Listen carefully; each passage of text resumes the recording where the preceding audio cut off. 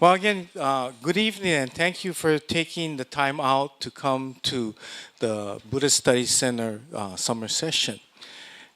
Actually, I'm not the MC. I'll be introducing him shortly, but I'm the director of the Buddhist Studies Center. My name is Kevin Kuniyuki, and I'd simply like to welcome you and to hope that you find this evening informative, educational, and overall a time of fellowship.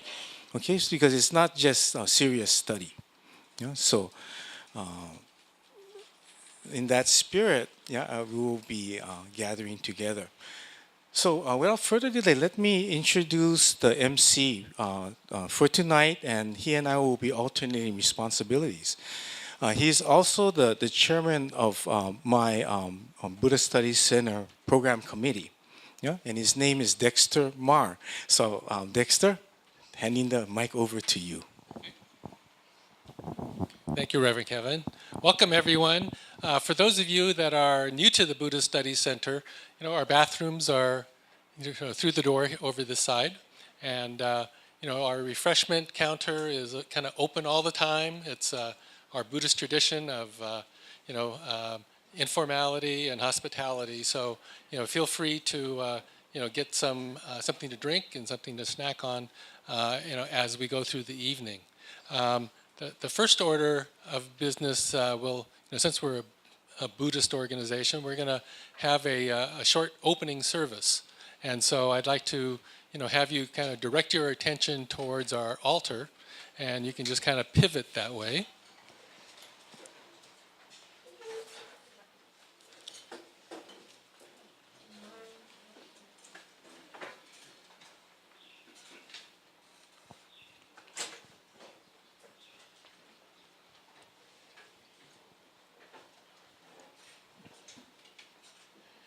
And our service will be composed of chanting the Vandana Tisarana, which is an ancient Buddhist chant, chanting a sutra, and we call it Jusege, and I'll explain a little bit why we do that. There'll be our bishop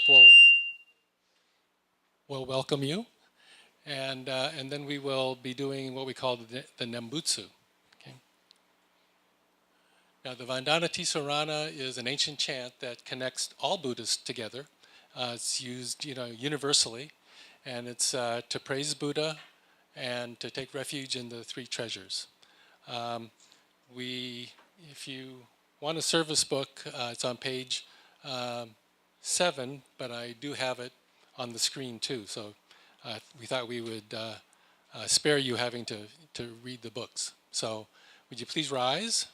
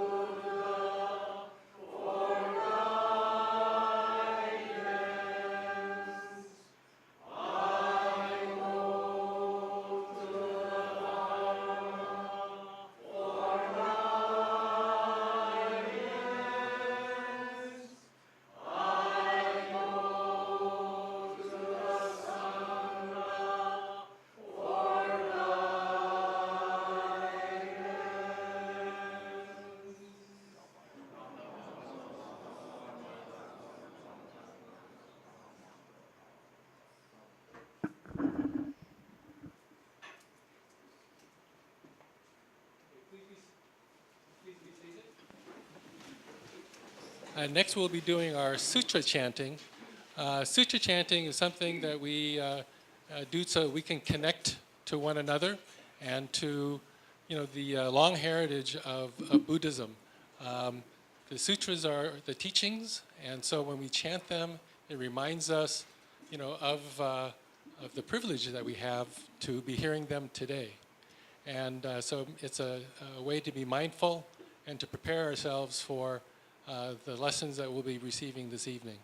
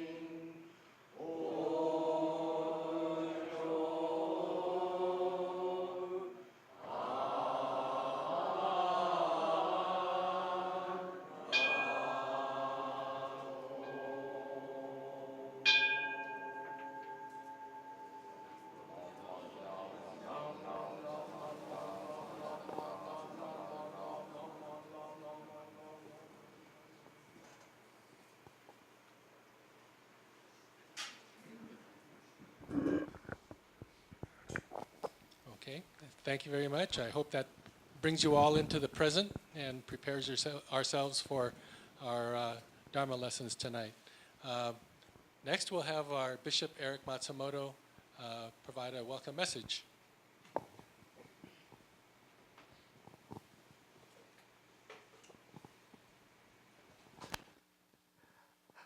I'd like to welcome everyone here and who's also watching from perhaps at home or where you've gathered to our annual Buddhist Study Center summer session.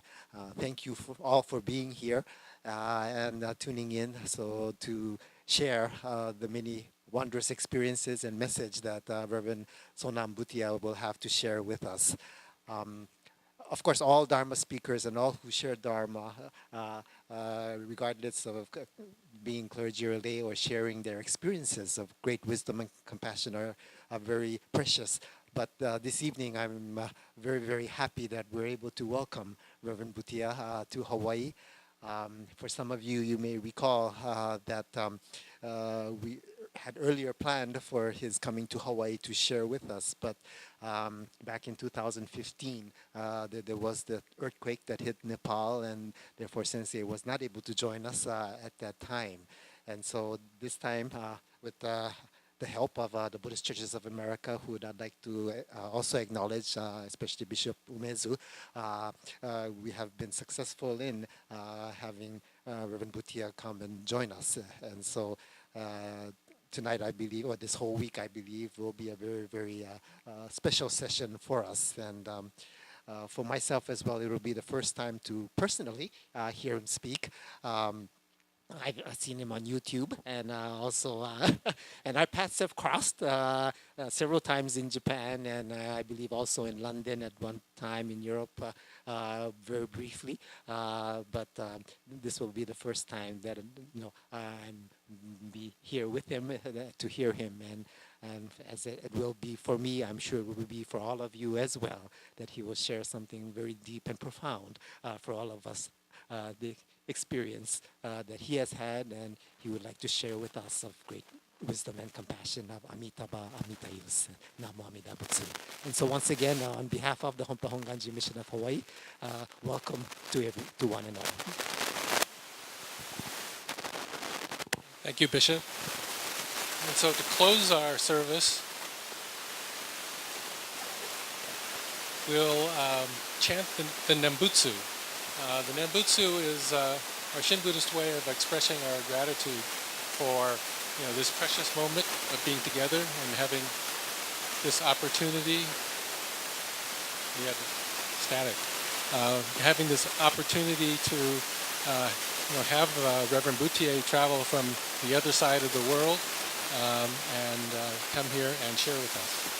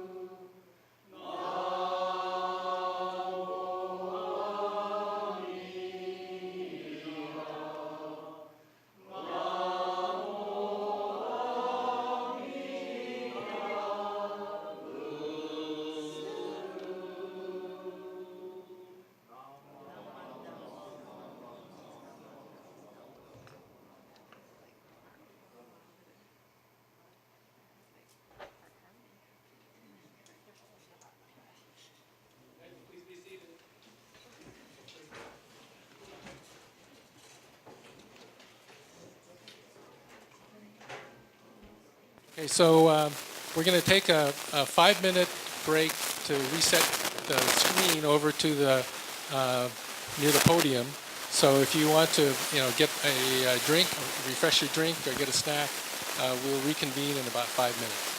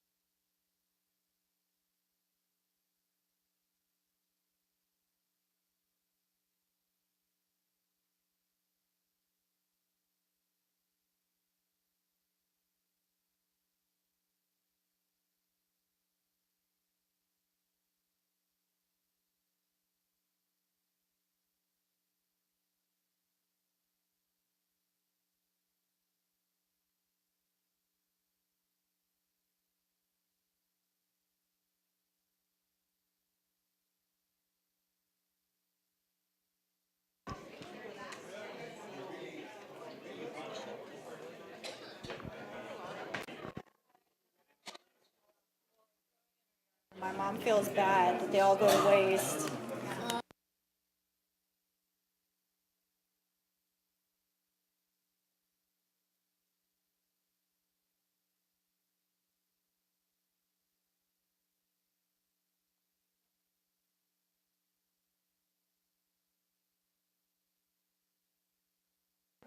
Is this working? Yeah, For sure? yeah, I can hear you.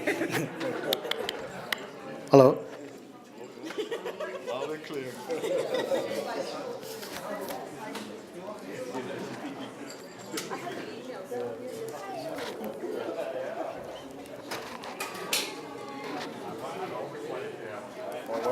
My wife and I had a chance to go to Lumbini, Oh, have you been to the mini? yeah, in Nepal.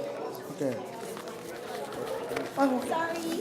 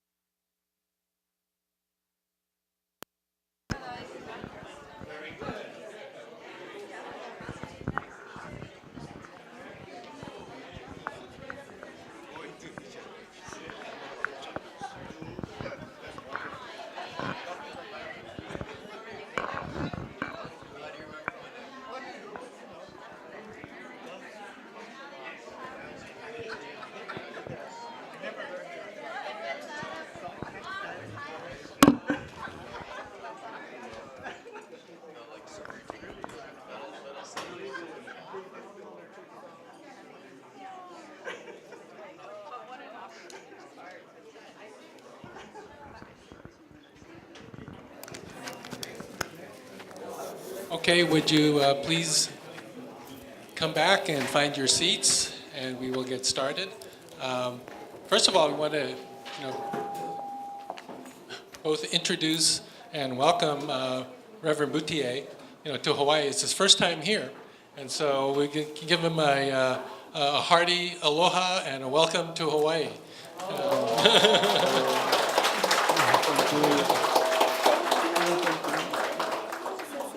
Oh, thank you so Thanks for much. coming. Thank you. Oh, thank you. Thank you. Thank you.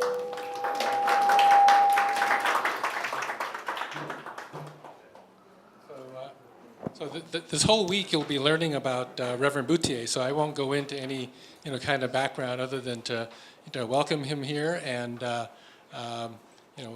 we are going to be on a fine journey all this week through his own personal life and his perspectives of Buddhism and the various Buddhist paths that he can teach us about. So without further ado, Reverend Bhutia. Okay. Sensei, let me know the timing. Give me the signal. Okay. When is the break? Our plan is to have about 45 minutes of presentation, followed by about 10 minutes of questions and answers, or some proportion of that, and then we'll have a break for about 20 minutes, and then we'll reconvene for another 45 minutes and 15-minute kind of section. Okay, so this is our first part. Okay.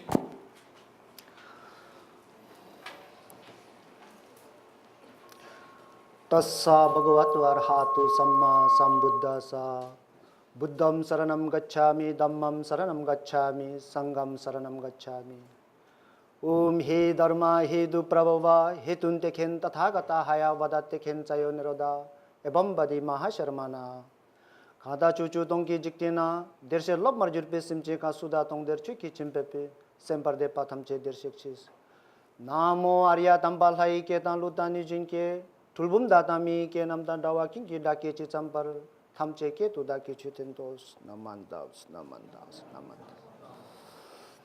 Aloha Namaste and Tashidile to all of you. Tashidile is in Tibetan language and Konnichiwa as well.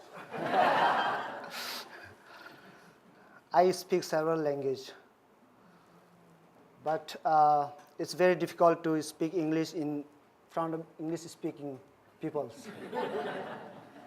I might make mistake or errors. Please forgive me. My name is Sonam Wangdi Bhutia. I have a temple, Hunganji, Nepal, in Kathmandu.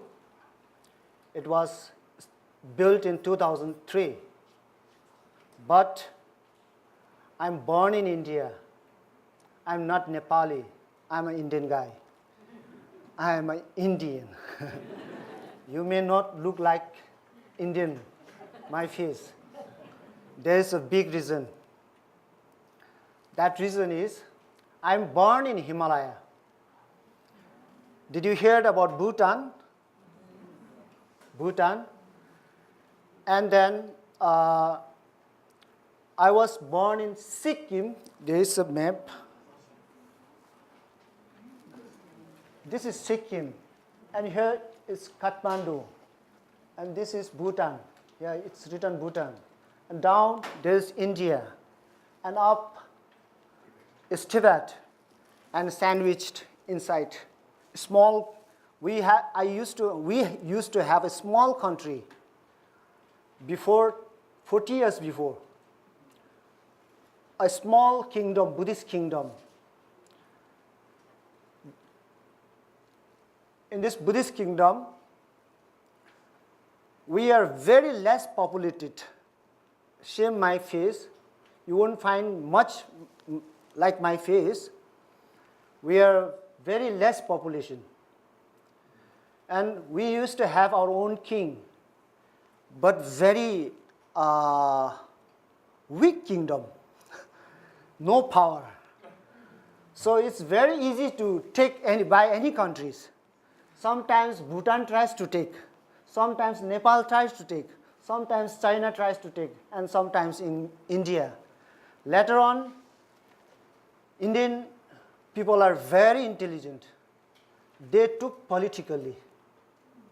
They grabbed it politically. So the Sikkim became 22nd state, 22 state of India in 1975. Till then we were Sikkimis. We are Sikkimis. Last king, there is a very interesting thing. Last king, he married with American girl, Hope Cook. Her name is Hope Cook. I think she is still alive in New York. The queen is still alive in New York. And then at that moment there was some revolt. Why king married with American girl, something revolt. And then slowly, it's very easy to, people and king start fighting, and then the Indian government got a chance to take over. And that was the exact time to take over. They took easily. So during king's time, we were Buddhist country. There was rules. A kind of rule is, in any of the house, if son is born, the elder son should do the works of house. The second son must go to monastery and should become monk. Unfortunately, or say fortunately, I don't know, I was second son of my family. Yeah, luckily or unluckily, I don't know. I became a second son, and then I was taken to the monastery at the age of 3 years. Yeah, in Tibetan Buddhism, you can take any time Tokudo. Tokudo is no problem. You don't need anything. Just you go and become monk. But after becoming monk, it's very difficult to live the life. Because we are children, small child, we like to sleep, we like to play like other children, but these things are not allowed from that day. The children, the very monk, that children should wake up early in the morning at 3 o'clock. The master will wake us up. So like this, I became a monk from child life. My father, each and every family has one monk. And then there was a reason, another reason in Sikkim. When each and every family, one son become monks, the population more decreasing, because monks are not allowed to marry.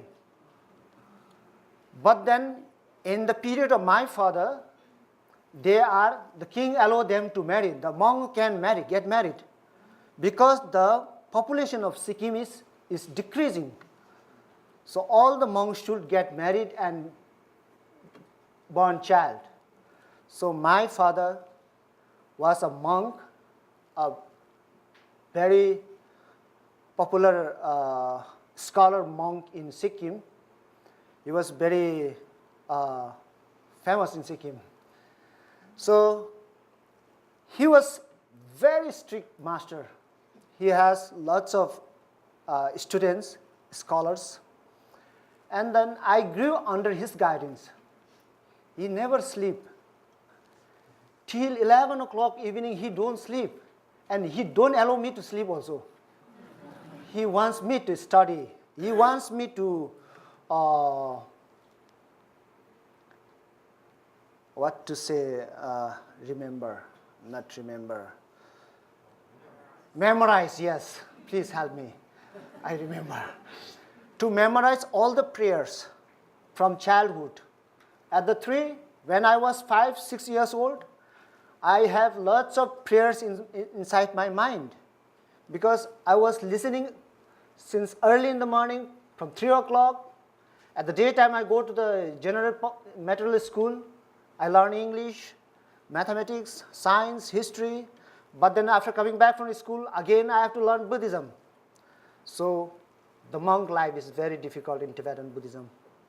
It's mostly in Sikkim. We have to study both the education, materialistic and Buddhism. Both the education should go together. So I am the only child in my family who is not allowed to eat meat, and then many things like onion and then garlic. These things hamper in the mantras, in prayers, or say sometime if you eat lots of garlic, you get sleeped. The monk believe, my master, my father believes like that. So I am not allowed to eat such kind of vegetable also. So I grew up like that. I was practicing and practicing. Slowly, slowly, I grew up. I became a simple monk, a very simple monk. I do whatever I was told by my masters. I do whatever I was told by my father or mother. I was not allowed to run fast. It's very difficult to follow the precepts in Buddhism. If you walk fast, you will kill some insects. You have to walk carefully, slowly walk carefully. You should not harm others, kind of like that. My lifestyle was like that. So I feel very difficult of my life. Why I was born as a second son. I feel like that, really. I don't want to be a monk. I really wanted to run away from the monk. But my father is very strict. He never smiled me. He was always like showing his angry face. So I was scared. So sometime I feel like when my father will die, then I will be happy. I feel like that sometime in my child life. I don't have any freedom. I have to always study. Daytime in the school, evening for the Buddhism. When I was like 13, 14 years old, I studied many things about Nagarjuna, many things about Asanga, many things about Vasubandhu. There are lots of scholars, Patricks, yeah.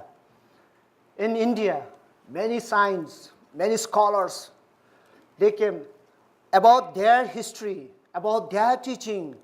We have to study in the child life. We don't understand, but still, I can't understand, but still I have to listen. I was not allowed to, I should not dream like this while giving teaching. They will beat us. So it was very difficult life in my childhood. I did my best. I was trying to live monk's life. But slowly I came to know the Buddhism is very important for the life, for the daily life. I was told by my master, I was told by my father that one day you will achieve enlightenment. You will delete your all negative defilements. And I tried to delete all these negative defilements. I did short retreats like 3 months, sometimes 3 months, sitting alone in the room, doing meditation, doing prostration, chanting mantra, everything from 3 o'clock to 10 o'clock.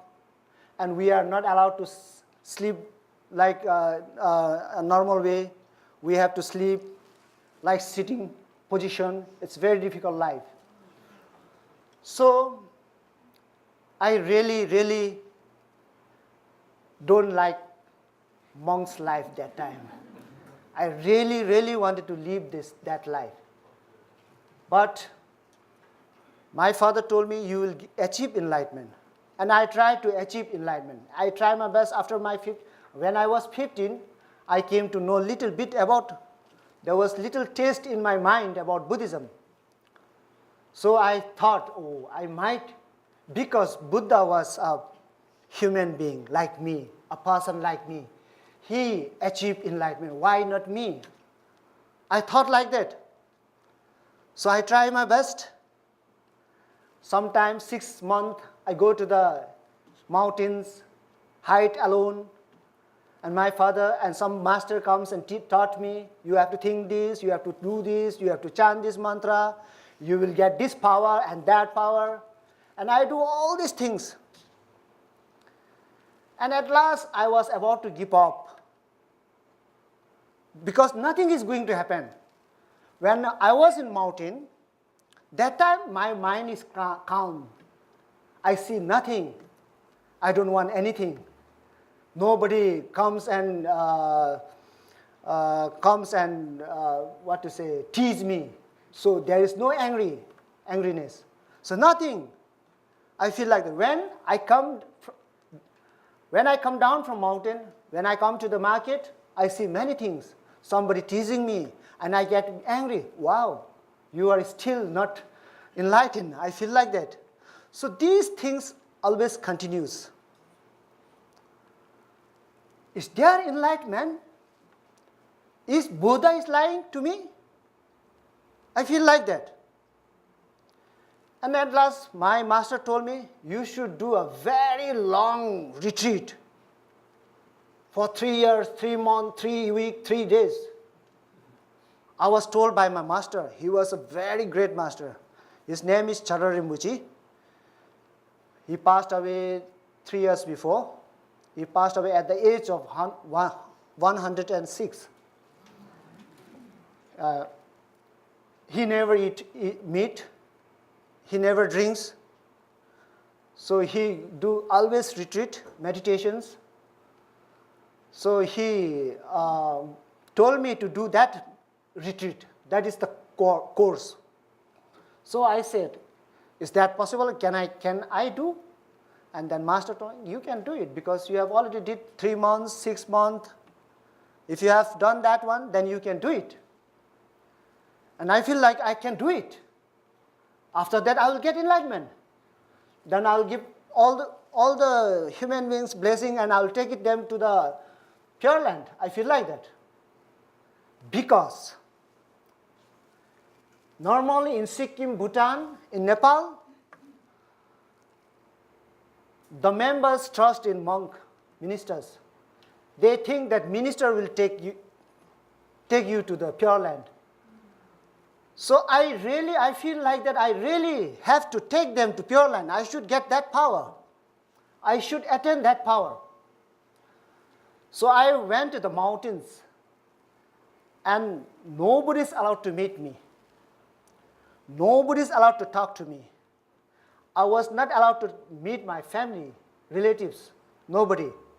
Nobody should see me. And I should not see anybody. That is not good retreat. If I saw somebody else, I have to start from the beginning. That's very difficult. So I myself has to be hidden by myself. I should not see others because I have to start from beginning again. So it was very difficult. And there was a big world around, and I was hidden inside. My master used to come once in the week. He brings every eating for 1 week, vegetables and rice. Every day that one. That's also once in the day, not 2 times, only one time. You should not eat many, teacher says, master said. If you eat many, you won't do meditation, you will sleep. Because you are like enough, and you like to sleep, and you don't like to do prayer, you don't like to chant mantras, you don't like to prostrate. Prostration is there inside. Prostration, you know prostration? Like an exercise. It's kind of exercise. Just now, I think that is exercise actually. That's not going to happen anything, I think. So it was very difficult for me in beginning. In beginning, it was very difficult.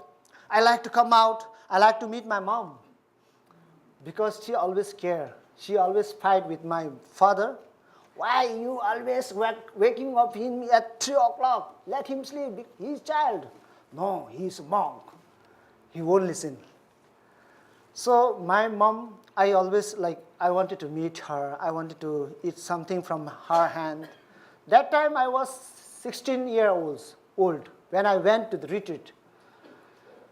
So I started doing retreat. I was alone. I cook at 12 o'clock. It's a time to cook myself. And I eat. And at 1 o'clock, I have to go to the meditation again. There are many kinds of meditation in the retreat.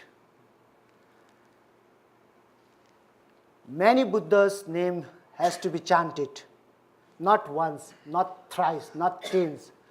Thousands and 100,000s, 100,000s, like many times we have to chant. We have to repeat again and again. If you don't repeat, you won't get power, something like that. So slowly, I get weaker and weaker. I thought I will die in this place. My hair became longer and longer. The time I don't know when I went inside and what time is going on, how many days had been, I don't remember anything because teacher, he wouldn't tell me. He just come in a week and he will teach me this week you have to think this one, you have to meditate this one, you have to do this prayer, you have to chant this mantra, everything he guides me and then he goes back. And then 1 week after he comes and he take my taste and then I said I did this, I did that, everything. So little by little, I didn't know when I finished 3 years, 3 months, 3 weeks course. The day came and master came and tomorrow is your last day. Oh, really? Tomorrow is my last day? I forgot everything. Yeah, it happens. There is no television, no books, nothing. Only Buddha's picture is hanging in front of me, nothing more. So when there is nothing, you will forget your all negative defilements. Your angerness will be lost. Your craziness, your ignorant, everything you will forget. You will feel like you have achieved enlightenment, something like that. So I feel like that. Might be I have achieved the enlightenment. This is not an easy task in Tibetan monk. This task, like in 1,000, 1 person can do it, or 5 person can do it. This task cannot be done. This is very difficult task because do or die, something like that.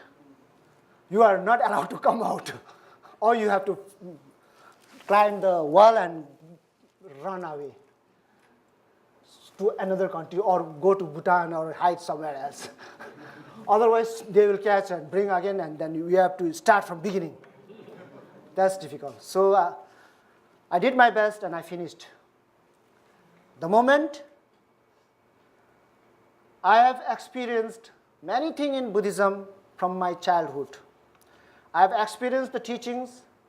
I have experienced the mantras. Even I have learned lots of astrology because astrology is also very important in Tibetan Buddhism. I used to write the newborn child's lifeline. When at the age of this, he will achieve this one. At the age of this, he might get sick. You have to be very careful. At the age of 80, he will pass away, something, it will be written like that. Everything I used to write, but I was confused. Is it true? Is it the Buddha's teaching? Am I doing the right way? And then when I came back from retreat, 3 years, 3 months, 3 weeks, 3 days, when I came back to my place, everybody started like respecting me. They think like I am a bodhisattva. I can take everyone to Pure Land. I can save everybody. But when I came back to my village, my place, I see again the same thing. The meat, the clothes, beautiful ladies, everywhere. They are eating, they are doing good, they are playing, they are hanging around. I like to hang. Somewhere comes in my mind. Then I have to control myself. No, you have done the retreat of 3 years. You are not supposed to be thinking like that. So I used to say, sorry, Nama Amitabh. I have to sorry to the Buddha. My thinking goes just like this. Why I'm thinking like this? Why I'm thinking? So these are the things like disturbing me. What is Buddhism? What is the actual Buddhism? So I feel like I talk to my father because father is a very big master. I should tell my secret to him. I could not tell to the normal peoples because tomorrow they will not believe me. So I asked my father, nothing is changing in my mind. When I was in mountain, it changed. I was changed, but when I came back, now I'm like normal person. Yeah, I know lots of Buddhism. I know lots of prayer. I know how to send the dead person to the Pure Land. There is a prayer, how to send dead person to the Pure Land. And there is a meditation. There is a concentration, visualization, many things. With the dead body's mind and my mind, we have to connect and lots of things. Amida Buddha, we have to bring so many things. There visualization is there. And after sending him to Pure Land, I feel like, did he win really? Did he? I feel like that. I could not tell to everybody. I have to tell them that now your father is gone to Pure Land.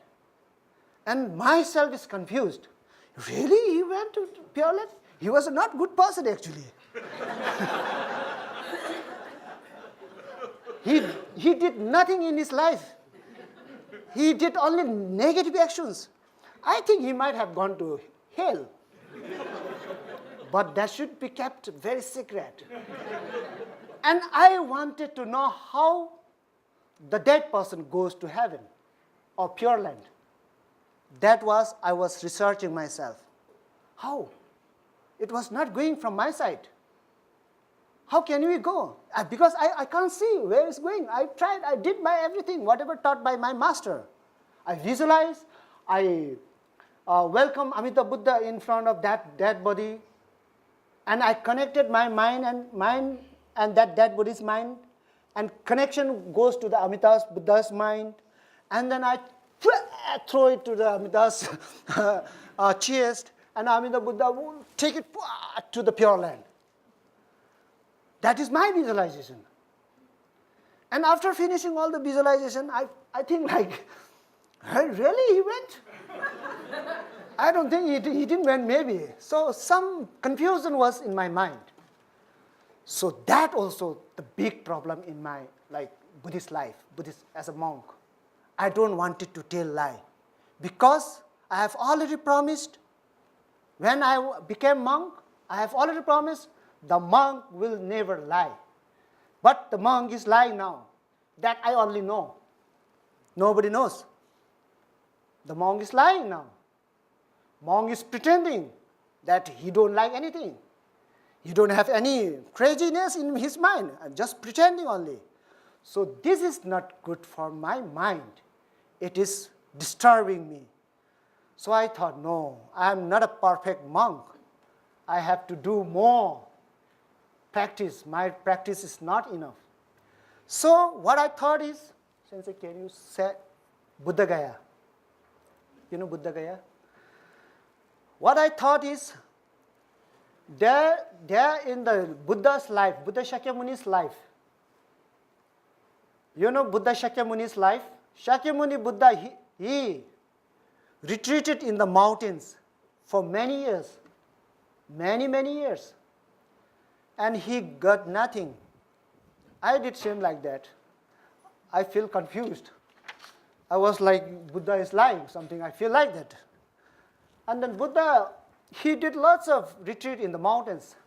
After he started eating, he got a porridge, a milk porridge from a girl called Sujata. He had that. There is another interesting story, but I don't want it to tell. There is very interesting. And then he started eating. If he doesn't eat, Buddha might die without attaining enlightenment. But he started eating, and then at last he came to this place, Buddha, Shakyamuni Buddha.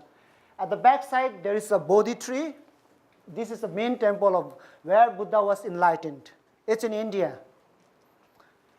It's in Bihar, India. It's in northern part of India. So Buddha came to this place by walking, and then he sat down there, and then he promised, until and unless I achieve enlightenment, I will never stand from this place. The witness is the sky and the earth. He keep witness like that. So he sat in the deep meditation.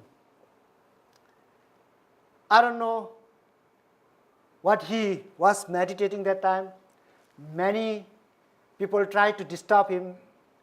He has got lots of enemies also, because at that time there was lots of new religion was burning. And then importantly, there was a Hindu religion which is very difficult to follow by that time's people also, because lots of superstitious, casteism, some like lower caste should not hear the Dharma.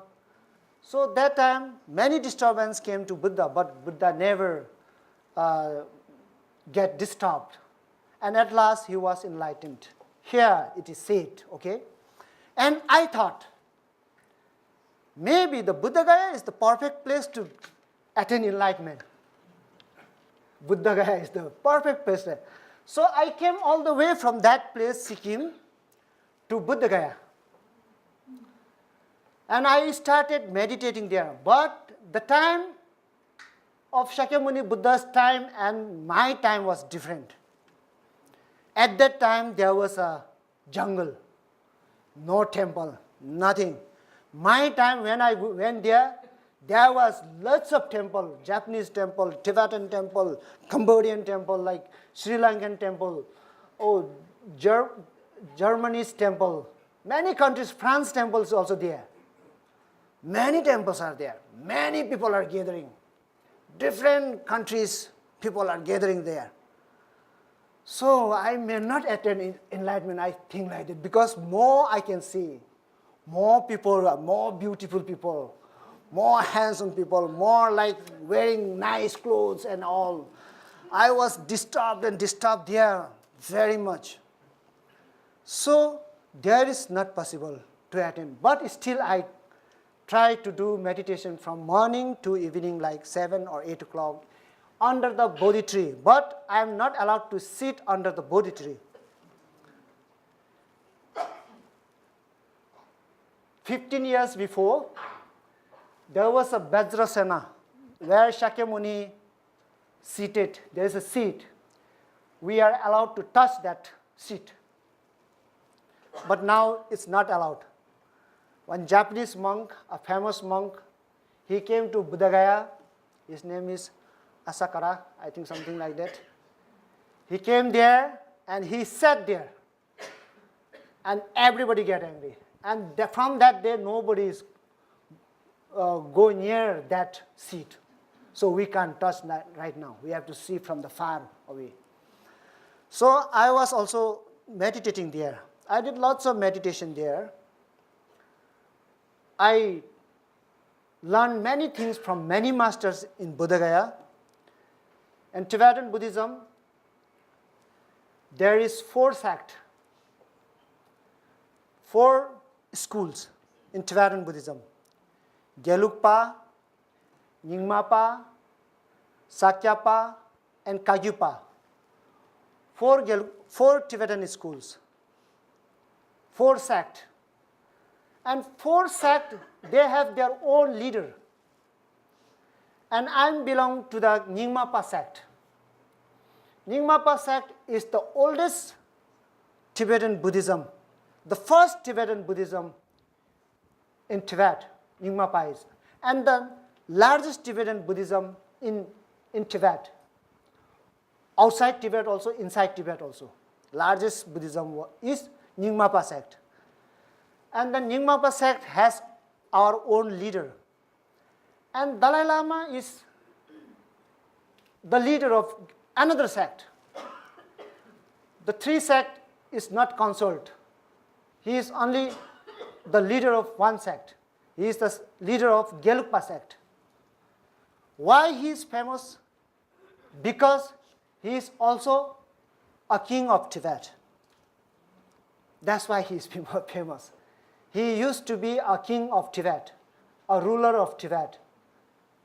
So that's why he is much famous than other leaders. Other leaders are also famous, but not like him. He is politically famous. He is spiritually famous. He has to handle both the things, political and spiritual. That's why he is very, very famous. So there is 4 sects. In 4 sects, we follow both kind of Vajrayana and Mahayana, both kind of Buddhism. There are 3 types of Buddhism. Theravada sometimes we say Hinayana. Sometimes we say Hinayana. Theravada is called Hinayana.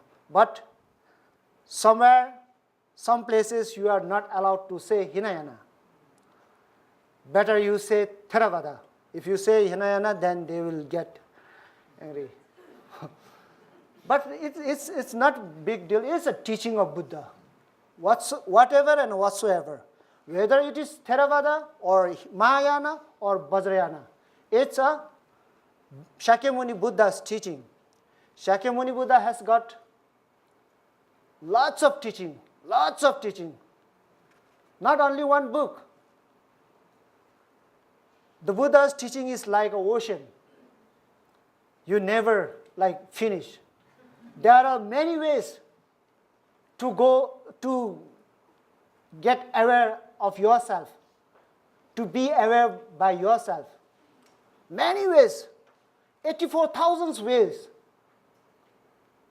to be aware by oneself. We have to be aware by our own self. That is, there are 84,000 ways. And 84,000 way includes in Namo, the 6 letters. That 6 letters, I will let you know in the last day, not today. If I say today, then it will be more difficult. Slowly, I will bring you till there.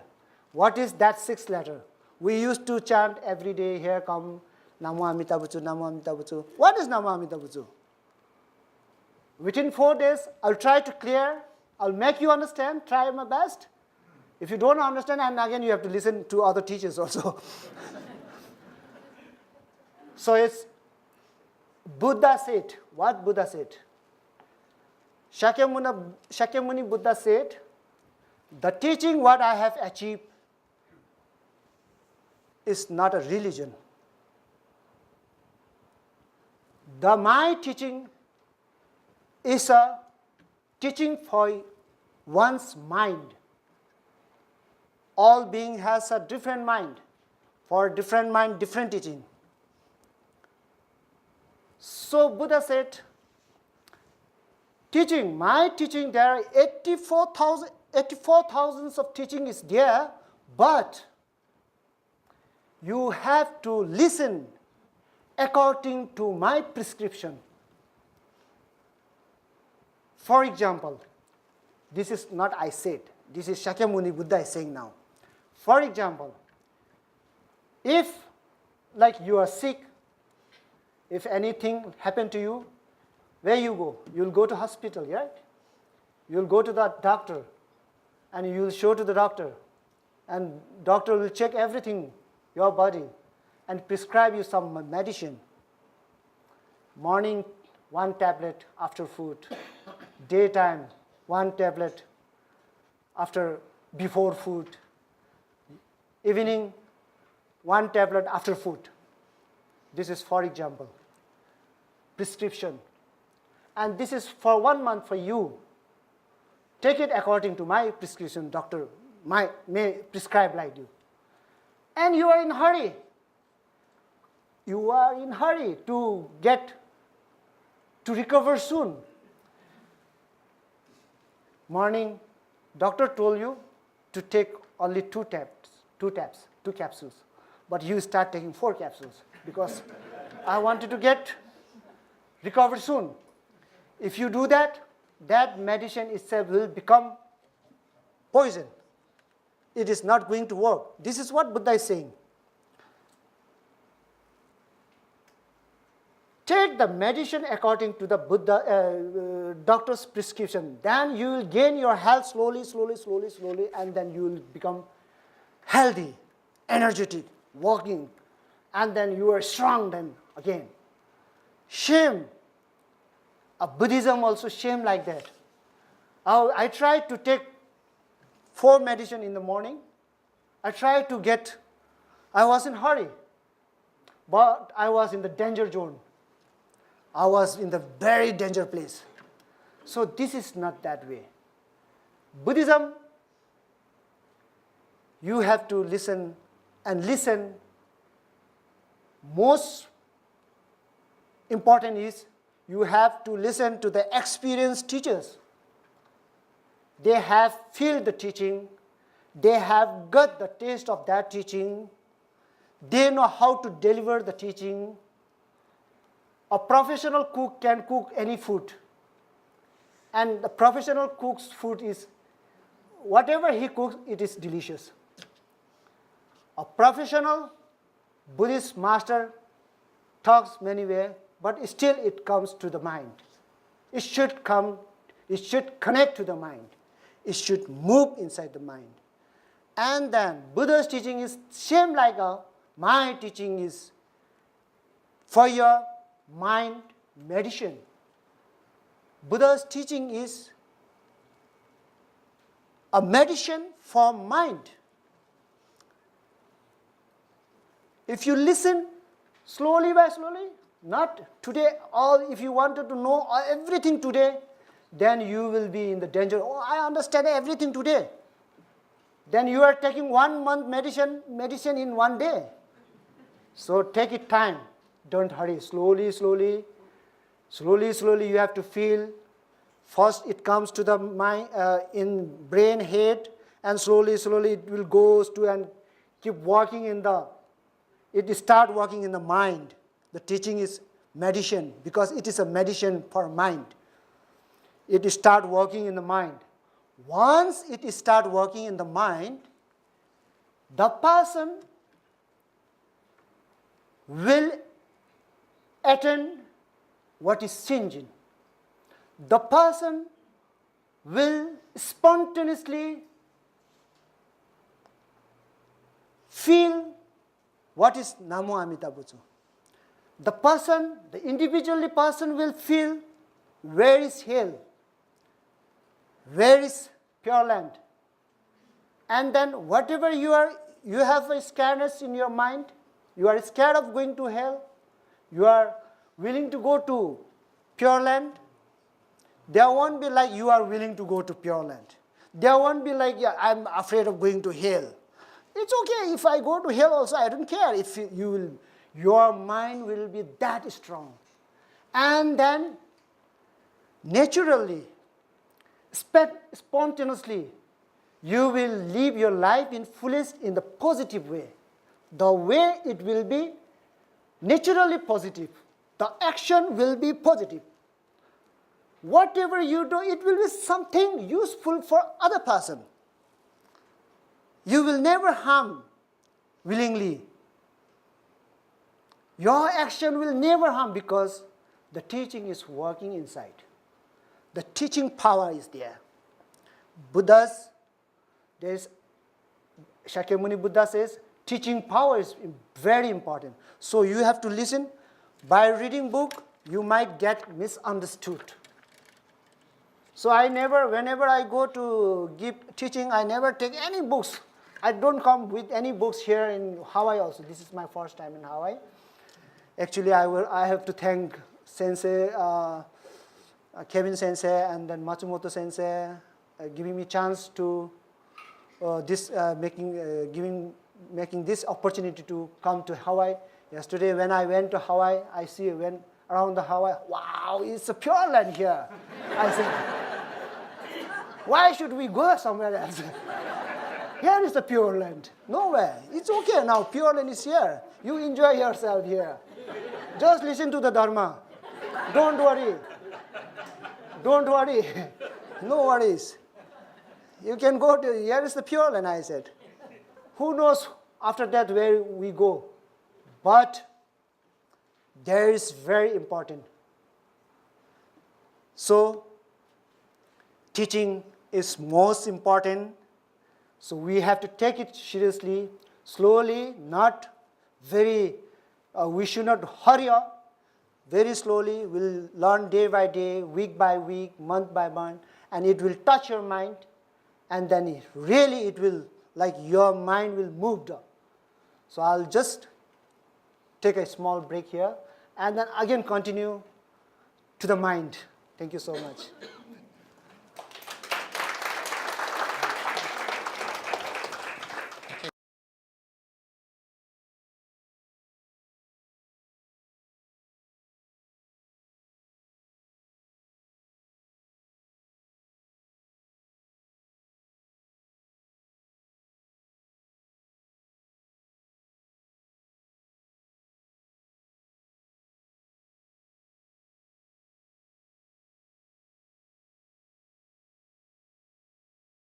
Here, the talk that you just gave was absolutely thrilling. It was really, really interesting, and we want to thank you so much. And when you mentioned that you came down from your 3 years of meditation, and you felt that you were the same as the people around you, that your mind was not in that meditative state, and then at some point you decided. In the story, the way that you told the story, you eventually found yourself sometime later in Bodh Gaya. What made you decide to continue on the same? I'm trying to understand what made you decide that you had to keep trying to meditate, and what was the decision? How did that come about? Okay. Actually, I was very disturbed because in Sikkim, whenever somebody dies, soon they will choose the meditator one, not the study. Those who are studying Buddhism, the monks, those only who study only, they don't have power. They feel like that. The members feel like that. Those who did meditation, retreat and all, teachings together with the teaching and retreat, they believe that this monk can send my father or my relative to Pure Land. So this made me very difficult because I'm lying every day. I have to lie every day. So I really don't want to lie, and then I must continue my. First, I have to know where these persons are going. I should know, is he going or not? I have to make sure. So to make sure, I have to continue my meditation. But still the story is on.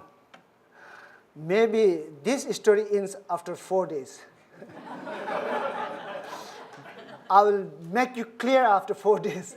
Because if I tell you just now, it's unbelievable. You can't believe it. You have to go detailedly. If I give you the 1 month meditation just now, then it's over.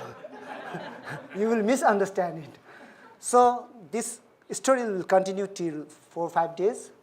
I'll keep on saying, and then you will come to know what is Namo Amida Butsu. What is the name Butsu? According to my experience, my Thaiken or Keiken, something like that. So I'll let you know. Thank you, Sensei.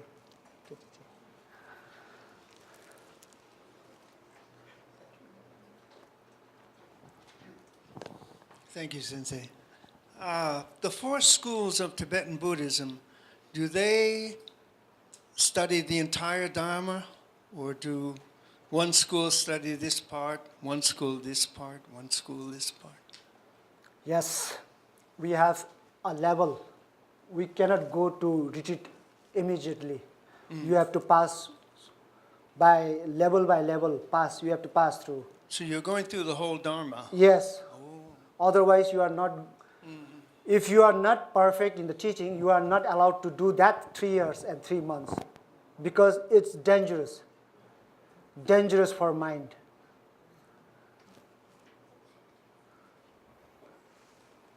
Anyone else? Okay, we'll take our a break for about 20 minutes. So.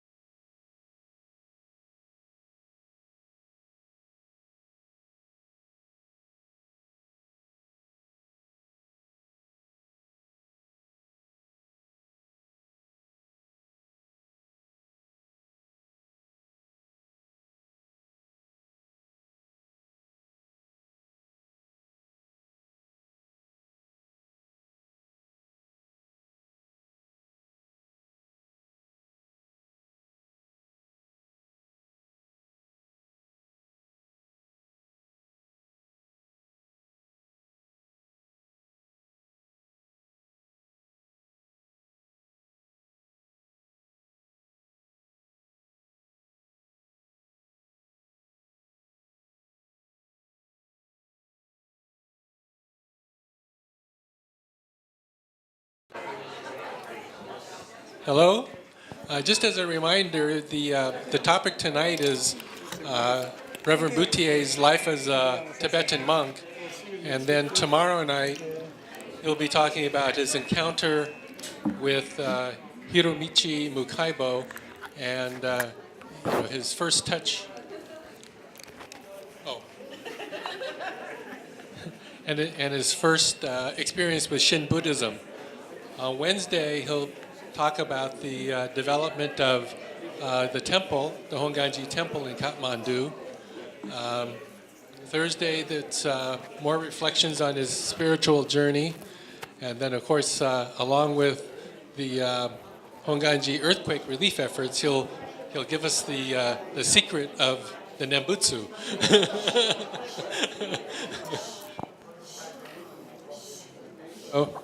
So, Reverend Bhutia, back to you.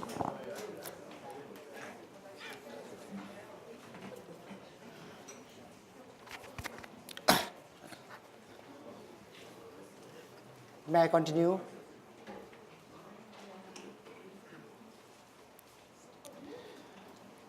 In Japan, first of all, I would like to say my two friends from Japan, Fukuoka, they came all the way from Japan to join with us, just even though they won't understand English, but still they are my very good friends. Without no reason, they are here today, Mr. Sensei, Nobumaru Sensei, and Nobumaru Bomuri-san.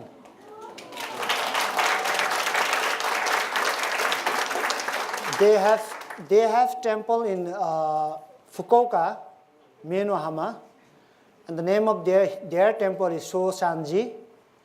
And they are very good supporter of Nepal Honganji. They supported me, and then we are able to achieve our goal in Nepal. And still, I told them last time when I was talking in their temple in March, I'm every year Gokoshi in their temple. So I told them that, oh, okay, I will join you. I said, no, it's okay. It's just wastage of money. No, we want to see you there again. So they came all the way, and then I'm very much thankful. Just without reason, they came here. Thank you.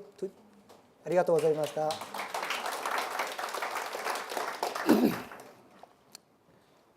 In Japan, before we give Dharma talk, we used to say one Gosandai. And today, I had a Gosandai. That Gosandai is quite mixed up Gosandai. Sometimes little bit Japanese, sometimes Sanskrit, sometimes Tibetan, everything mixed. But here is the reason. Shakyamuni Buddha. Did I finish? Okay, thank you. Okay. Shakyamuni Buddha also, whenever he turned the wheel of Dharma, he has a Gosandai. Namo Arya Tampalhai Ketan Lutani Jinke, Gulbum Datami Kenamtan, Dawa Kinki Daki Chichampar Tamche Ketu Daki Chutentos. This is the Shakyamuni Buddha always used to say this one. What it means is, now all the beings, please welcome to my place to listen the Dharma, to clear your doubts in your mind. Everybody has got doubt in your mind. To clear the doubts, come and listen, please. Come, listen. I am going to talk to you in the language of God, in the language of dragon, in the language of demons, in the language of devils, in the language of animals, in the language of insects, in the language of birds, whoever attend here, in the language of Japanese, in the language of Chinese. He says this. Each and every beings listen my teaching in your own language. So he started delivering the teaching. Once he started teaching, at the hill of that Gritakuta, all the animals running in the mountains will peacefully sit and keep on listening. The voice itself is peaceful. Shakyamuni voice itself is peaceful. This voice touches their mind, heart. So the birds, those who are singing, stop singing and just listening.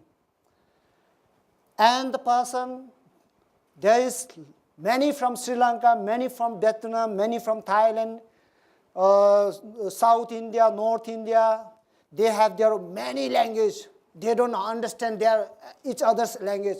But whoever and whatsoever, they listen to their own language. They can listen as their own. Japanese can listen, the Shakyamuni is teaching in Japanese language. Chinese can listen in Chinese. They don't need the translation. That's Shakyamuni, that's not me. So I have to learn English, I have to learn Japanese, I have to learn Tibetan, I have to learn Hindi, I have to learn Nepali. Anyway,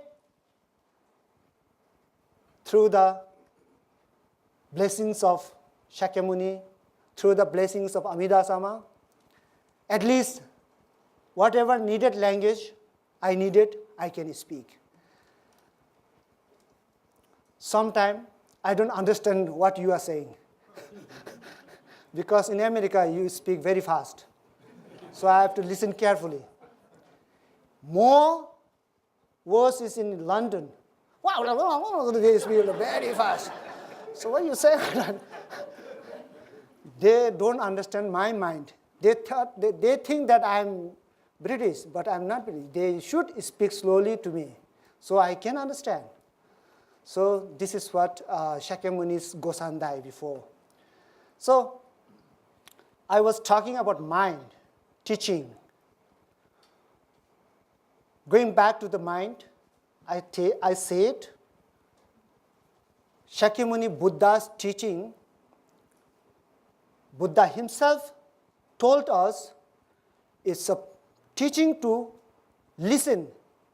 Not only to listen till it touch your heart, it touch your mind.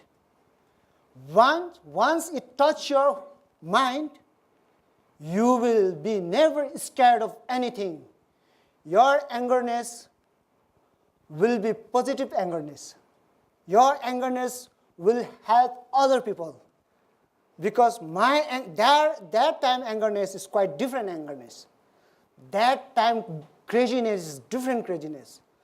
Greediness, 5 poisons can change into 5 medicine.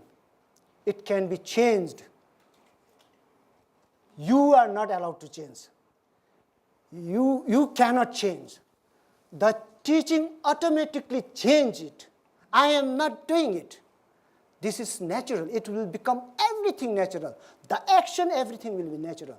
So, this medicine we have to take according to the Shakyamuni's prescription. Here, today, what I'm going to tell about, I'm going to tell about, there are lots of, I said, science in India many years before.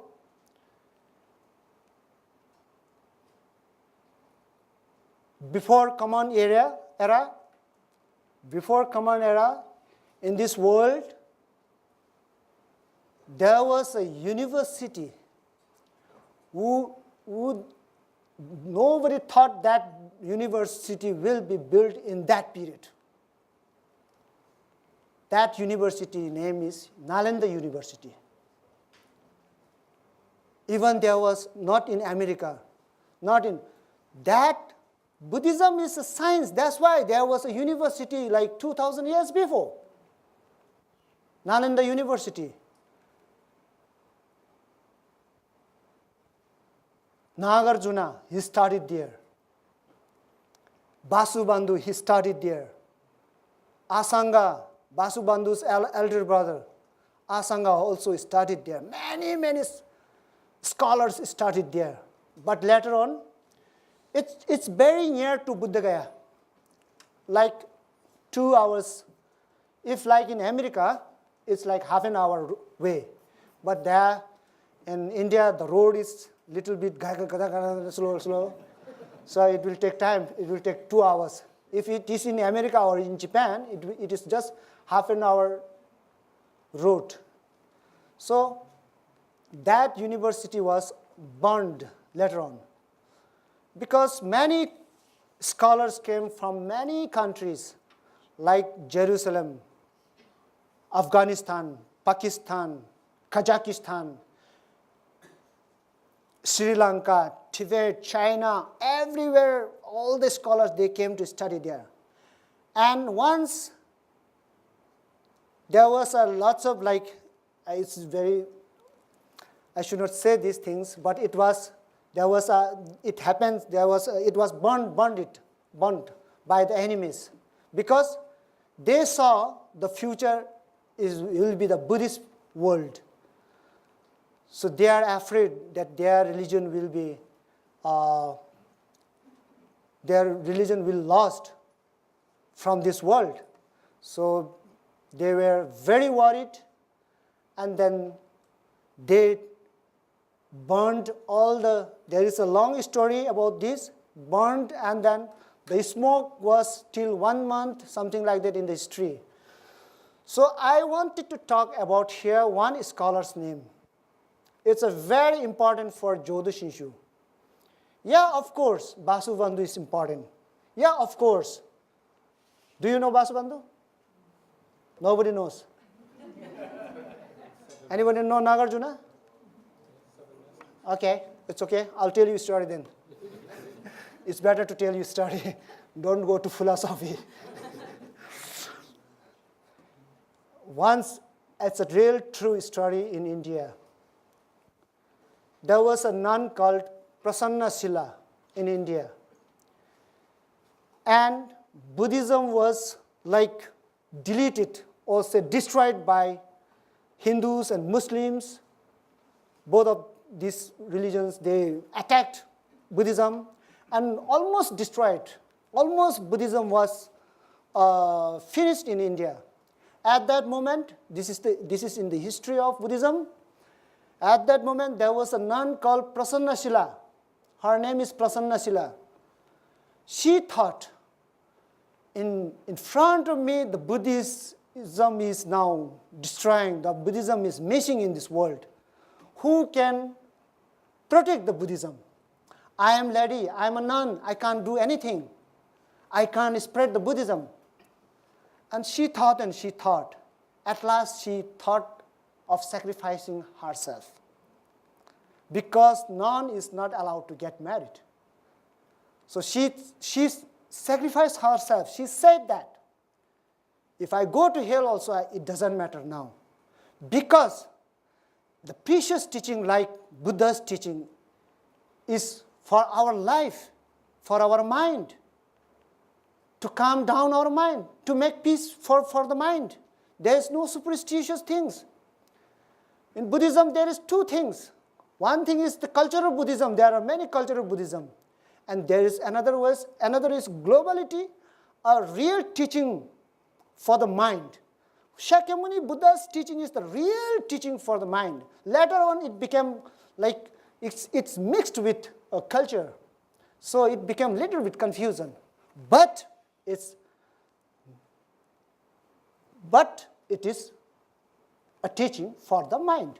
So Prasanna Shila, let's go to Prasanna Shila. Nobody knows Vasubandhu, so I'm going to tell you a story. That nun, she thought, oh, I must protect the Dharma. And she did sacrifice herself. And she said, I'm going to get married. I will born a son. And she married with a Brahman. Brahman, a very high caste. And within a year, she got a baby child.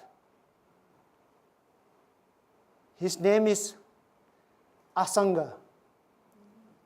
Asanga was burned now. And she was not enough. One boy cannot protect Buddha Dharma. She thought of marrying another caste, many caste child.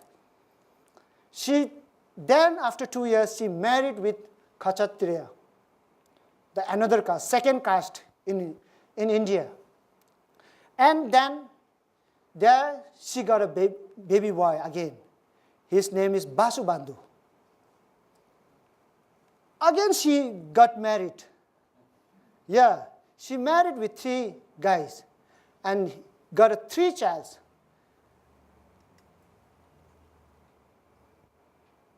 The last child's name is Badai Shin. I don't know, just something, Bodiru Singh, yeah, something like that. And then she got 3 child baby. Now she is no more nun. And then she grew up that 3 baby sons and becoming older and older, and then all the child grew up, became big, and then the child asked to their mother, mother, what is our father's work? We wanted to continue our father's work.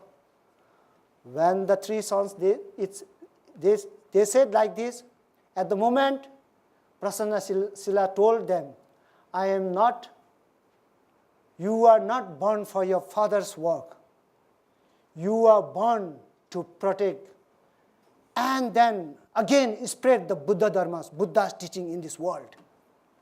Go and study Buddhism.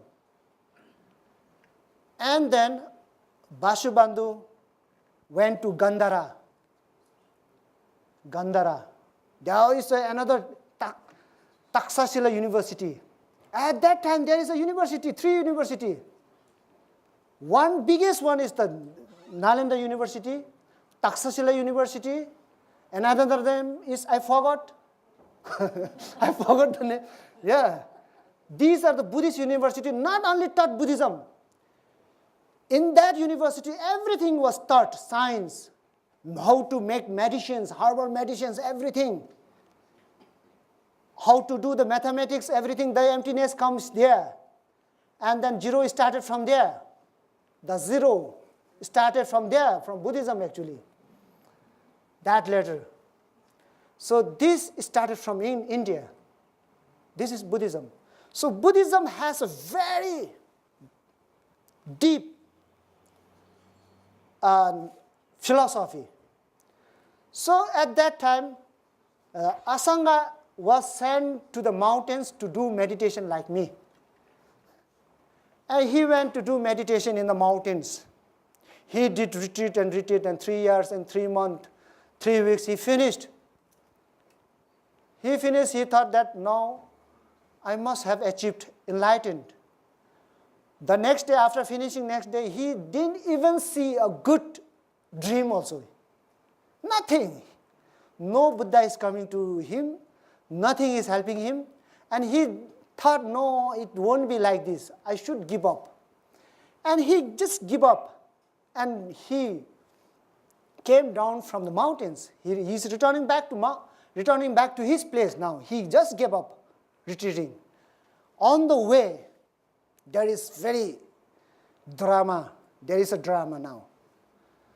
What sort of drama? He saw on the way the person, an old man with a big iron, is that okay? Iron rod. Rod is okay? That's okay? Iron rod. Holding in his hand and wiping it with the feather. Wiping it with the feather. In the bucket there is water. He wet the feather in the water and wiping it. Wiping it like this. And then Asanga saw this situation. And then he thought, what this old man is doing? And he was thinking, he thought, no, I must ask what this guy is doing. And then he went nearby and asked, what are you going to do with this iron rod? It's big. Why you are wiping this? Oh, you don't know? I have lots of torn clothes. I have to repair. Sew, yeah. I have to sew all my clothes. That's why I'm going to make this needle. He's going to make that needle. And then Asanga thought, when it's going to be needle? You will die. Then it won't become needle. And then he thought, oh, it must be something sign for me. Your meditation may not be enough for. Oh, this man, if this iron become needles, why I cannot achieve enlightenment? So he goes back to the mountain again. And he does meditation for 3 years, 3 months again. And after finishing 3 years and 3 months, still, he don't see any dream also, no any signs, nothing. Shame, like all the minds are shame. And then I thought, now this is the last. No, I must give up. Now I don't want to do.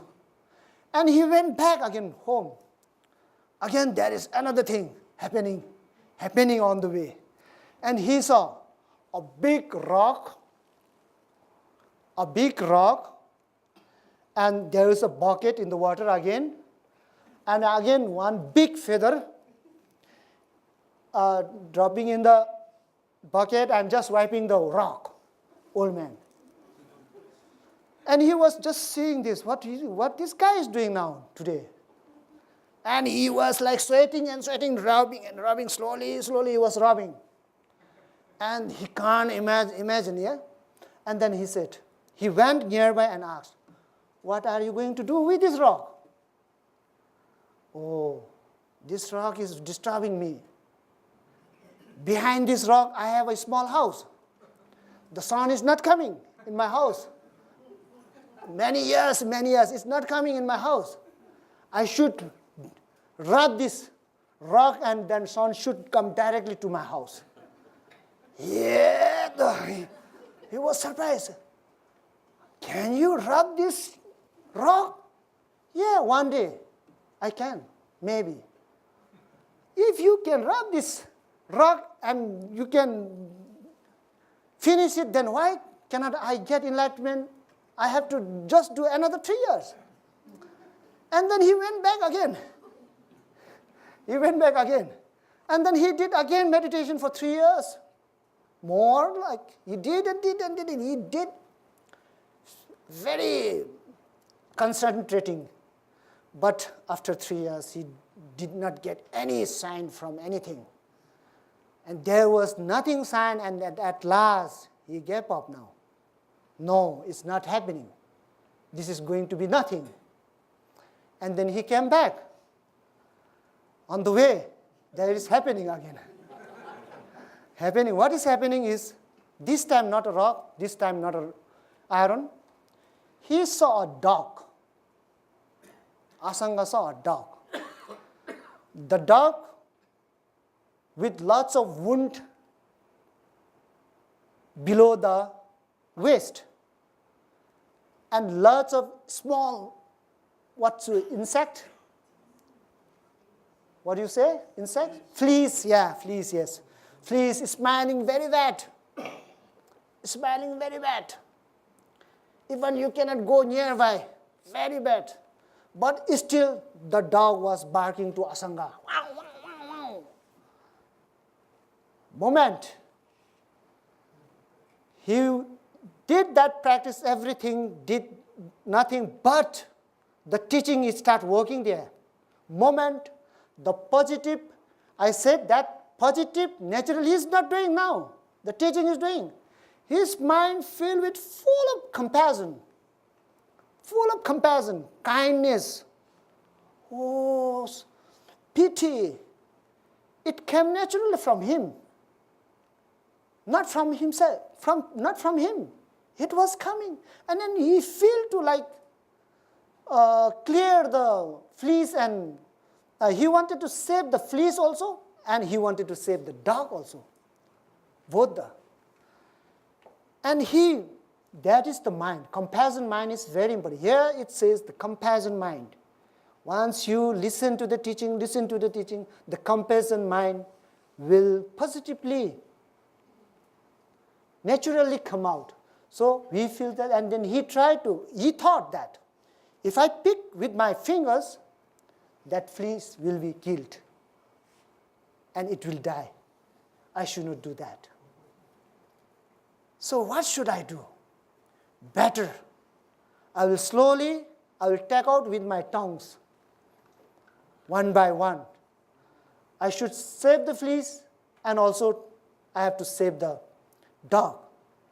Then he could not go, but still, like, that is the mind, root of mind. That is the true mind now. Here comes, it's the true mind. A sincere mind is there. Selfless mind. And then he tried to take out the flea from the dog disappeared. And there was a light, full of light. Asanga, it is said, there was full of light, and he met with Maitreya Bodhisattva. And then he got a teaching. That day, from that day, he got a teaching of Mahayana. Whatever Amida Sutra, Larger Sutra, Smaller Sutra, Compassion Sutra, whatever is it, everything is connected from Shakyamuni to Nagarjuna to Asanga. Then Asanga got this teaching, and he realized the true teaching, and he started to give this teaching to all the followers, like we all. That time also shame, like we, having a same problem of mind, having like the happiness means sometimes there is happiness, sometimes change, every time impermanent is there. Sadness also there is, just now we are sad, but right after we will be happy. There is every time changing. So he started these teachings from that day, but here, the problem is, his brother was studying Theravada. Mahayana teaching is very, very difficult. Inside that, I found Jodo Shinshu is more difficult. If you misunderstand, then you will never come up. You must go to the depth of Jodo Shinshu. If you don't reach the depth, then it is very difficult. If you reach the depth, then there is a diamond. There is a diamond. You won't be afraid of anything. It's a like kind of very powerful mind. You will attain a very powerful mind. So it's very difficult, Mahayana is teaching. That's why his brother Basubandhu never believed him. He always used to say bad to Asanga, elder brother. But Asanga has that compassion mind, sincere mind. He never get angry with his brother. No, brother, it's not that. Whatever you are saying is not that. The teaching is so and so. Slowly, he like he explained him very kindly. And then slowly it went to his mind, Basubandhu's mind. And at last, when he realized the Mahayana teaching is also a Shakyamuni Buddha's teaching. Not other than, it's not coming out from somewhere else. It's also a Shakyamuni Buddha's teaching. It is taught in Gritakuta, in the hills. If you go to India, that hill is there. The Buddha seat is also there. 5,000 followers. It's a very small, but very small hill. It is in the Tif hill. 5,000 scholars, followers can sit there. You can see from that hill down Buddha Gaya, everything down there. It's a very peaceful place. So there, Mahayana teaching was taught there in that hill. So it's none other than Shakyamuni's teaching. But it was kept secret for a while because the Mahayana teaching is very difficult, and it's very difficult to understand. It needs a very capable person. So it was kept many years secret, but later on it was like it was spread all over the northern part of India, like China, Japan, Korea, Tibet, and the northern part. Southern part of India, it's a Theravada Buddhism. They are mostly all Theravada Buddhism. They follow in precepts, rules, and then, as I used to do, until I was 28, until when I came, first time I came to in Japan I was 25 years old. When I came to Japan, until that I never drink beer, nothing alcohol, no meat, something like that. But the life of Japan, it's also very interesting.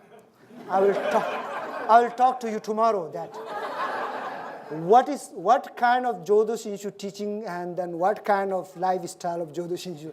Tomorrow I'll talk that, I'll continue that, not today. So today only I practiced and practiced and practiced, but I could not find the right path. I could not understand in my place whenever people become sick. Once I ran away from meditation also, from Buddha Gaya. I ran away and then I became a principal of high school in a very young age because I was very talented, and then I was accepted as a principal. I became a high school principal. But although that school was Buddhist school, both the education was taught in that school, general and Buddhism. And I became the youngest principal in that. All the teachers are older than me. When I was principal, I was like 22 years old. I became principal. So I just ran away and I wanted to live my life alone. I don't want to go that life. Because if I stay in my house, from morning or midnight, the people come and sensei come and then, please, my mother did, or somebody is more seriously ill. Please come and cure it. And these things, at the midnight, I have to go and do prayer, and then he's about to die, I have to do many things, and then whether he or she will die or cure, I don't know. I myself cannot believe. I'm afraid of that. That's why I want to run away. The sick person is serious now, about to die, asking me to cure it. And then whatever my master taught me, I used to do mantra and everything. Om Namo Bhagavate Paramitārya Subhini Chittati Jarata Arati Samyak Sambuddhaya Tadyadam Punnai Mahapunya Paramita Punya Paramita Punitana Samarabhachiti Om Savasangaro. Something like this I have to do. And then I am worried, I have to come back. If right after I come back, if he die, then what will happen? I'm lying. So these things are disturbing. This is not Buddhism. Because I have general education, I am learning Buddhism, so I'm confused about Buddhism, very much confused. So I became a principal. When I was in principal also in that area, people came to know I have done this and that, and then retreat and 3 years, 3 months. And principal has to go again in the village, remote place, everywhere. I have to, when people die, I have to go and do prayer, something like that. There also they are disturbing. I am not allowed to live my freedom life. So I thought of doing meditation again. I left that school. After that, I met Mukaiba Sensei. That is tomorrow's topic, not today's topic. Tomorrow I'll talk. So, Buddhism, my life, I have spent my 43 years of life in Buddhism. I have done lots of experience, lots of practical, and then I have felt what is Buddhism. I know where is hell. I know where is Pure Land. I don't care. I care that I will talk till 4 days. And then you will also come to know, yeah, that is one. That is the place. You will realize by yourself. But don't realize it within 4 days. Again, you have to listen. Within 4 days, if you realize, then you are finished again. you will go to hell again. It should make sure. So you have to be aware. Buddhism is to be aware. Be aware of hell, be aware of Pure Land, be aware of yourself, nothing more than this. So listen to the teaching, be mindfulness, be strong, be powerful, don't be scared in life. Live your life with strong mind, powerful mind. Do your work, what you want to do. But don't do it negatively. Do not harm or do not hurt anybody. So your action should not hurt anybody. But once the teaching start working in the mind, the action automatically become positive. So this is what Shakyamuni Buddha taught us. So I feel like that. So let's see, we'll talk tomorrow. Tomorrow's topic is I'm encountering Jodo Shinshu tomorrow. Whether Jodo Shinshu is also true or not, let's see, till 4 or 5 days. Hope you will be enough I think your mind will be enough when you listen. That's very important part of Jodo Shinshu.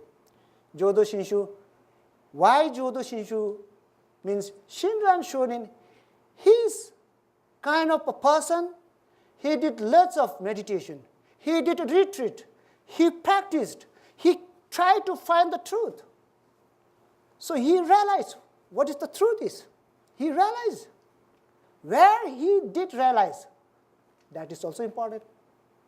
Why he always say Namo Amida Butsu, this 6th letter, that is most important. That is very important. What is left inside this 6th letter? How powerful this letter is? Why this name is chanted again and again?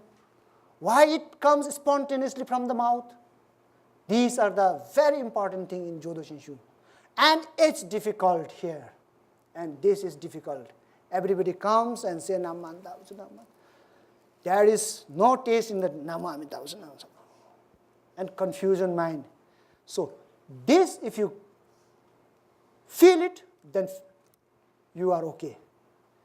This feeling, you have to listen to the teaching slowly, not today, after 3 days. Don't come tomorrow. But you have to come tomorrow also.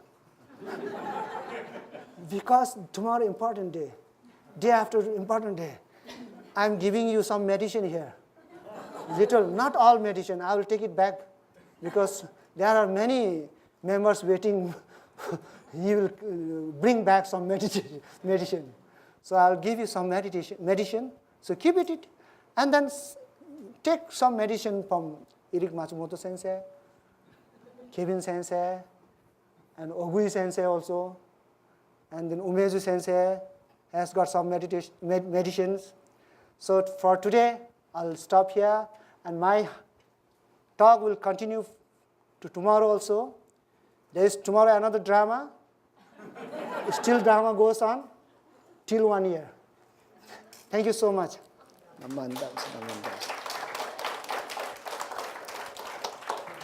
Thank you, Sensei. We do have a few minutes for any questions, if you'd like to ask Sensei about his life as a Tibetan monk.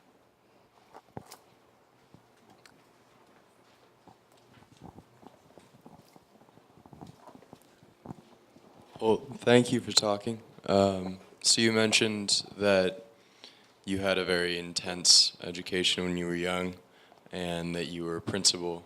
Has that kind of shaped the way you look at how you would like to see young monks taught Buddhism? Is there a way that you think it should be done or that you would like to see it done that differs from the experience that you had?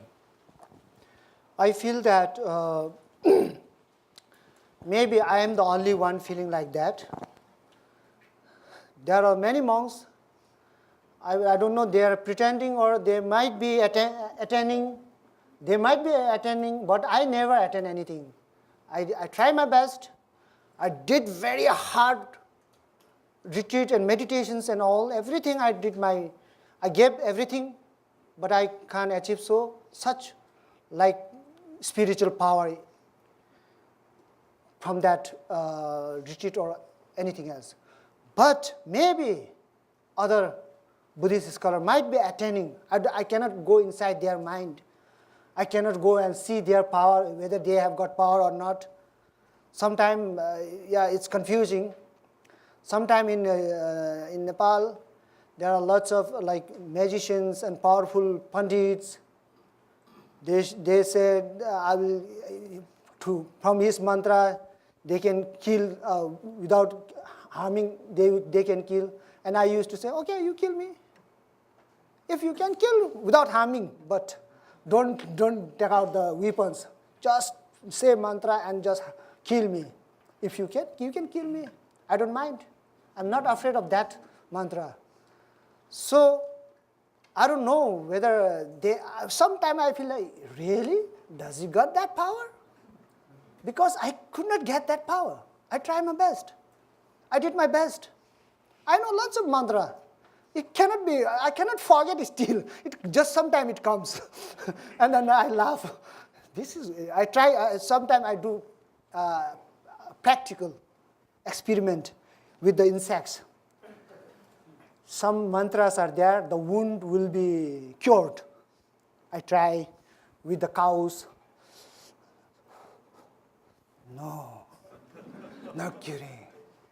And then some mantras are like the snakes, moving snakes. It will like just stop if we say that mantra. And when I'm scared of a snake. And then at that moment, no, when I'm scared, no. But that snake is still moving. My mantra is not working. So these are the things I have experienced. So this is what, maybe other monk, they might have. For me, it's not working. So I speak in Nepal also, in India also. I speak to the monks also. It's not working for me, whether you are lying or whether I am lying. So it's very interesting, I think. But I don't think it will work. I don't think it will. It's better to listen to the teaching. I'm telling to everybody, in Japan also, in Nepal also, in India also, in Tibet, in Bhutan, Sikkim, everywhere, don't depend on the books. The books will misguide you. Books, you go with the books to the professional teachers. There are lots of meaning in one word. Buddhism has lots of meaning. Sometimes misunderstanding meaning is there. And then there is some, in Shakyamuni Buddha's disciple, there was one disciple, he misunderstood the Buddha, he took wrong way, very wrong way. At last Shakyamuni Buddha, again he recalled him back and then he taught, this is not that I wanted to tell you. So once, twice, thrice again, these are then you will come to the real meaning, it comes to the heart. The wrong meaning goes to the brain and start working from brain. The nonsense things, the negative things. So the book together with the books, teacher is important, guidance is very important. So listen to the teachers. Don't listen too much, slowly, 1 hour, that's enough. Then after 2 days, if there is same teacher, after 2 days, go. Every week, I think that's good. I give teaching every week in Nepal. Every Saturday I give teaching. But continue same like this. I said, now continuous is there, next Saturday you have to come. And then they are also, because there are something special, and then I just stop in that moment, and then they come to listen to next stage. Mostly I talk about Jataka. Jataka is also very important. Because everything there is a logic. Buddha never told that I can bring your baby alive. He gave logic to that mother. Mother wants to bring her baby alive. But Buddha said, I don't have that power. Okay, if you really want me to bring that baby alive, go and bring a mustard seed where nobody is dead. And that mother went everywhere, and then after, when she came, nobody was there without dead house. So she realized the impermanent. But in that, she realized. Buddha gave that logic. If Buddha said directly, she won't understand. Always give logic. Always give logic. You know, there was a guy who killed thousands of people and then put necklace, thumbs necklace. And then he was convinced by Buddha, not by power, by teaching, by the logic teaching. He changed his life and become Buddha's disciple. This is also real story. It's not a story, it's a real in the life of Buddha. So there are lots of life of logic, how to live the life. Lots of logic. No need to believe, blind belief. No superstitions. Every day is good day. Every second is good second if you are positive. There is no bad day. If you go positively, then that work will be done definitely. If your mind is confused, if you go today, somebody said not good day, then you don't like to do that work that day, then that work won't be done. And then that master will be, yeah, he said that, that's why it is not done. So be positive, main thing. You have to be positive, go positive, think positive, do your work energetically, and then you will achieve your goal. That's, I think. Thank you so much. So we probably have time for one more question. Reverend Manetto.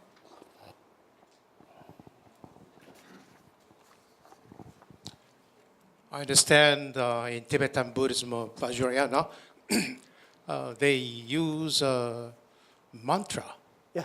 But in Jodo Shinshu, there is no mantra, as you may know. And you gave Gosandai. In Japan, it's Shinran Shonin's words or words from Sutra. Kikyomon is one. Yeah. I don't believe, I don't think you are saying that the Kikyo, the Gosanda is a first mantra. one is Sangyemon.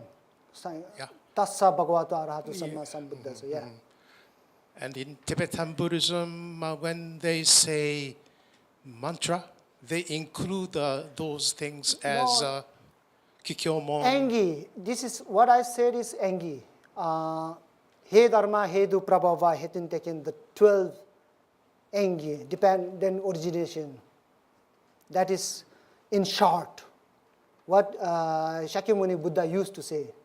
It's, I don't need to explain here because we have to talk very simple actually to make understand. We should not make Buddhism difficult. So I just keep on speaking simple, at least understand simply. Buddhism is simple, but sometimes we make, the masters we make difficult. So then you don't understand. I understand, but you don't understand. So it becomes like that. That's why I just keep, even in Nepal, I use very simple language. Because everybody should listen, understand. A sutra is very difficult. You won't understand. That's why I'm telling you, don't rely on these books. There are very difficult meanings. You need a master together. Otherwise, you will be misunderstood. So that is important in Buddhism. Buddhism has a very tough meanings inside, deep meanings. So you won't realize that meaning. That's why it's difficult. What is this? Then you, at the middle, then you want to leave. This is not working out. So simple. When we are gathering like this, we have to talk in simple. You have to understand. Your time is very precious. You all might have busy, but still making time to understand something about Buddhism. So I have to be very simple. Thank you. So let's thank Reverend Bhutia. And maybe by our simple expression of thanks, Let's give him a Namo Amida Butsu. Namo Amida Butsu.